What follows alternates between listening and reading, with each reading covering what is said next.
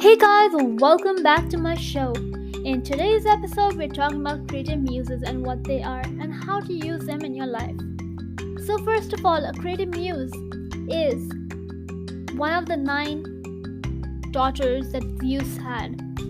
They all are creative aspects to them that help them be who they are. So, for example, we have Cleo, we have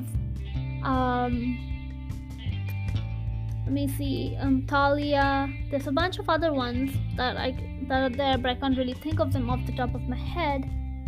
But so basically Cleo is the goddess of history. So whenever you're having a trouble thing happening in history, like maybe it's like a history test, you call upon the creative muse of Cleo to help you out. Now, when it comes to calling them, you have to really think about how or why you want them to come. You really need to show how much you need them. So you have to kind of think about a word or something that really brings you in connection with your muse. So you just think about maybe close your eyes and think about all the things you need help with. Think about the muse in general and just be relaxed and just not think about anything else other than your muse, so that your muse actually gets called upon.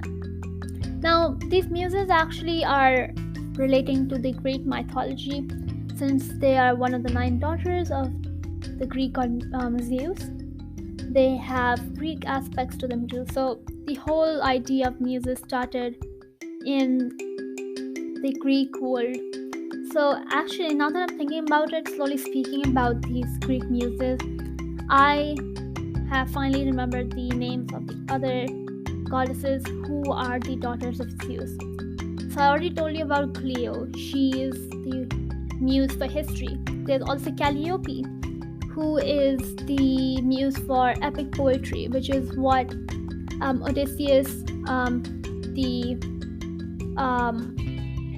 bard from called Homer or something like that, he used to gain idea and inspiration for his epic poetry, which he was writing about Odysseus. Then there is Erato, who is the muse for love, or anything about poetry that is having some resemblance to love or theme of love.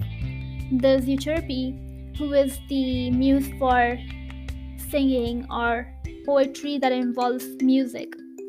So if you're ever having troubles with figuring out lyrics to a new song you're writing, or maybe you're composing a song, you can't think of something, you call upon Euterpe.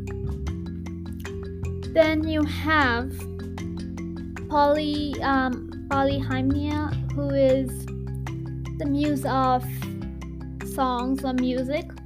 So it's more of prayers, I guess. Yeah, she's a muse for prayers and covers, dancing, and agriculture. So if you ever have any trouble with plants, or maybe you have trouble with ballet moves or dancing moves, you call upon this muse. The last one I can think of right now is Urania. As you can tell by her name, she kind of sounds like the name Uranus, like the planet. And yes, she is the muse of astronomy.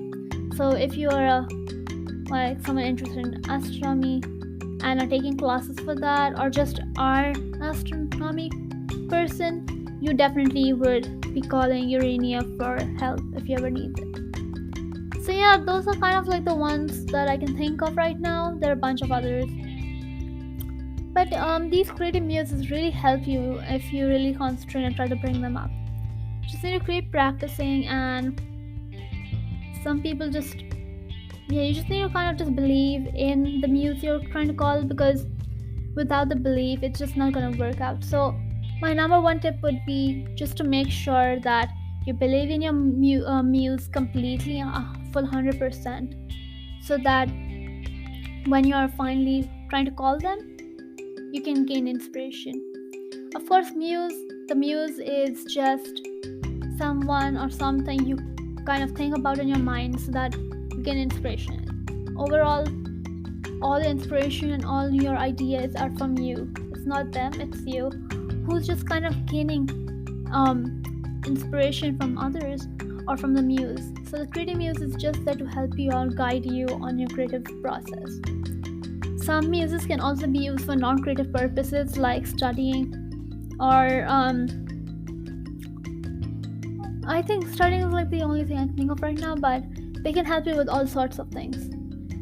There's studying, plumbing, engineering. Engineering is also kind of creative, I guess, because you're engineering to create something, and anything which is created is mostly creative. So yeah, that's really all I have to say. This episode was really short, but I think this is all I really have to say about the topic about muses. And yeah, stay tuned for new episodes every Sunday and Monday. Tomorrow I'll be interviewing a special author again, and I'm not gonna reveal her name now. I mean, you're gonna find her tomorrow anyways, but she's an amazing author. You guys are gonna love her. Anyways, I'll see you all next time then. Bye guys.